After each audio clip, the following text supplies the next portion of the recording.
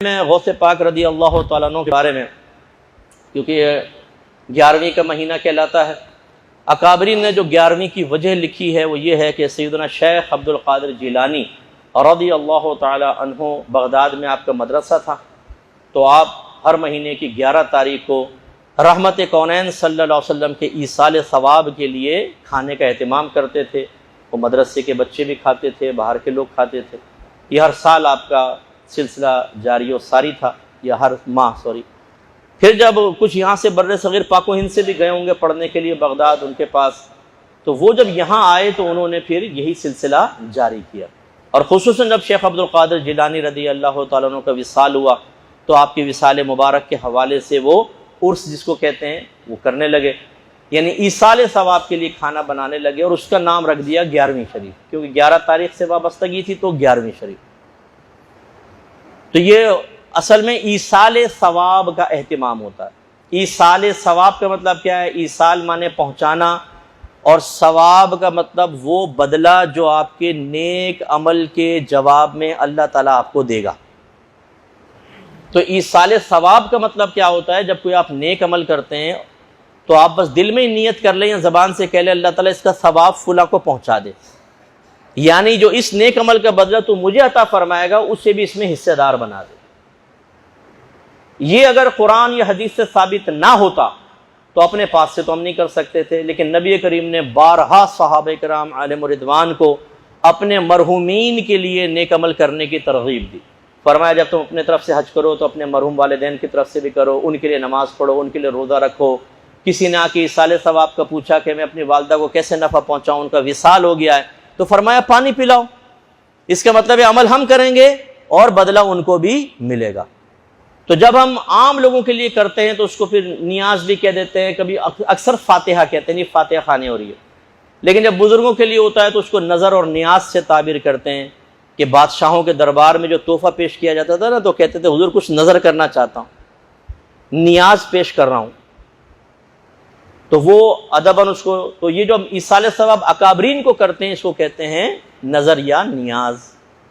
اس کے لیے جو اہتمام کرتے ہیں اس کو بھی نیاز کہتے ہیں۔ جی نیاز کا کھانا، نیاز کا کھانے کا مطلب کیا ہے کہ جو اکابرین کے ایصال ثواب کے لیے کھانا تیار کیا گیا وہ، اور اس میں صحیح سوچ اور فکر یہ ہونی چاہیے کہ آپ کھانا صرف اللہ کے لیے بنائیں، ثواب صرف اللہ دے گا، اس کھانے سے اللہ کا قرب حاصل کرنا ہی مقصود ہو۔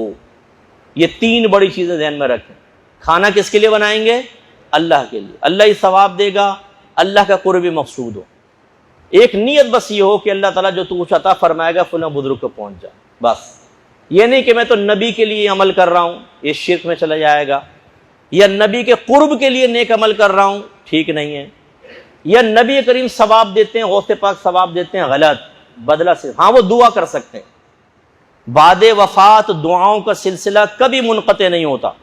رحمت کونین صلی اللہ علیہ وسلم ارشاد فرماتے ہیں کہ اولاد کے اعمال بعض اوقات، میں بعض اوقات کا لفظ کہہ رہا ہوں وہاں نہیں ہے، لیکن ماں باپ کی خدمت میں پیش ہوتے ہیں، اگر وہ اچھے اعمال ہوتے ہیں تو خوش ہوتے ہیں، برے ہوتے ہیں تو ہدایت کی دعا کرتے ہیں۔ ایسے ہی السلام علیکم یا اہل القبور، ہم جا کے سلام کرتے ہیں مردوں کو، یہ دعا ہے۔ سرکار فرماتے ہیں مردہ جواب دیتا ہے لیکن تمہیں اس کا شعور حاصل نہیں، تو یہ وعلیکم السلام یہ بھی دعا ہے، اللہ تعالیٰ آپ پر بھی سلامتی نازل فرمائے، اس لیے سلسلے منقطع نہیں ہوتے۔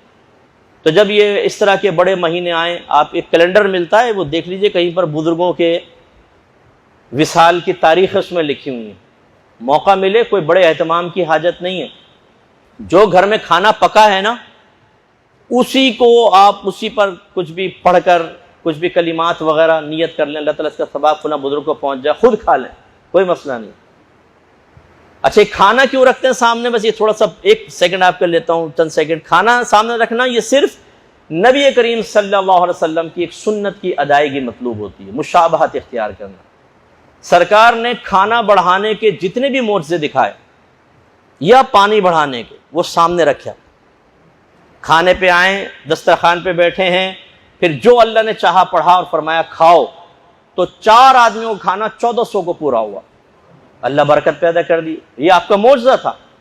تو اس لیے تھوڑا کھانا سامنے رکھ لیتے ہیں کہ چلیں، جیسے نبی کریم نے معجزہ دکھایا اور اس میں برکتیں پیدا ہوئی، ہم بھی سامنے رکھ کے کچھ قرآن پڑھ لیتے ہیں، اللہ تعالیٰ برکت دے گا۔ پھر آپ اس کو ملائیں، اس میں نہ ملائیں، خود ہی کھا جائیں، برکت دینے والی ذات تو اللہ تعالیٰ کی ہے۔